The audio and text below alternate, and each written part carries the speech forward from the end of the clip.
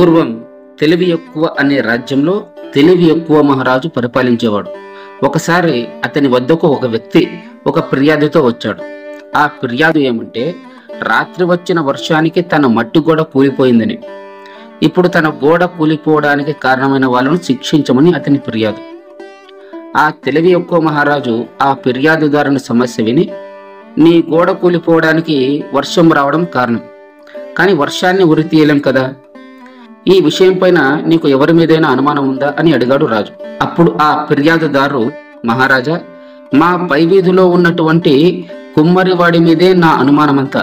అతడు నిన్న మధ్యాహ్నం నుంచి వందలాది పచ్చి కుండలు కాల్చడం చేత ఆ కుండల యొక్క వేడి ఆవిరికి వర్షం రావడం జరిగింది, కనుక నా మట్టి గోడ కూలిపోవడానికి ఆ కుమ్మరివాడే కారణమని చెప్పాడు. రాజు ఆ ఫిర్యాదుదారుని మెచ్చుకుంటూ, యథా రాజా తథా ప్రజ, మా తెలివి మా ప్రజలకు అలవడింది, సంతోషం.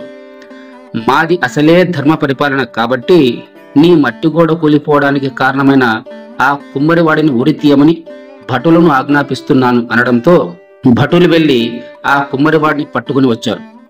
అప్పుడు ఆ కుమ్మరివాడు రాజుతో, ప్రభు, నేను పెద్ద మొత్తంలో కుండలు చేసిన మాట నిజమే, కానీ మా పై వీధిలో ఉన్నటువంటి పూజారి గారి కుమారుని పెళ్లి కొరకు ఆ కుండలు చేయడం జరిగింది, కనుక ఇందులో నా దోషం లేదు.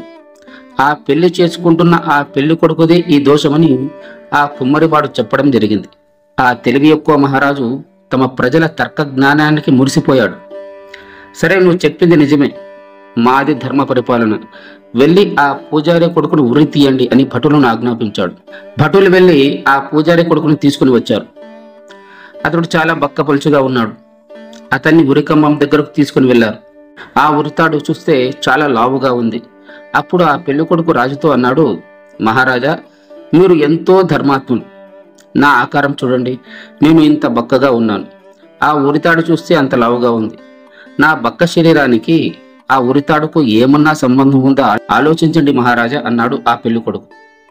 రాజు మరలా సంతోషించి, ఇదే కదా యథా రాజా తథా ప్రజ అంటే, ప్రజలందరూ ఇలా తర్కబద్ధంగా గొప్పగా ఆలోచిస్తున్నారు, మా ప్రజలందరూ గొప్ప జ్ఞానవంతులు అని సంతోషంతో, సరే, నువ్వు చెప్పింది నిజమే, ఆ లావుపాటి ఉరితాడుకు తగిన లావుపాటి వ్యక్తిని ఎవరైనా బయటికి వెళ్ళి పట్టుకొచ్చి ఉరి తీయండి, అతడే ఆ పేదవాడి మట్టి గోడ కూలిపోవడానికి కారకుడు, శిక్షారుడు అని ఆజ్ఞాపించాడు. భటులు అలాగే అని రహదారిలో వెళ్ళి చూడగా ఒక లావుపాటి వ్యాపారి సరుకులన్నీ అమ్ముకుని డబ్బులు ఎంచుకుంటూ ఆనందంగా వస్తుండగా భటులు అతని లాక్కొని ఉరికమ్మం దగ్గరకు తీసుకుని వెళ్లారు. అతడు లబోదిబోమని మొత్తుకుంటుండగా అతని మాటలు ఆ భటులు వినలేదు. మా రాజుది ధర్మ పరిపాలన, ఆ లావుపాటి ఉరితాడుకు సరిపోయే వ్యక్తివి నీవే, అందుకే మేము నీకు ఉరి వేస్తున్నాము అంటూ అతనికి ఉరి వేయడం జరిగింది.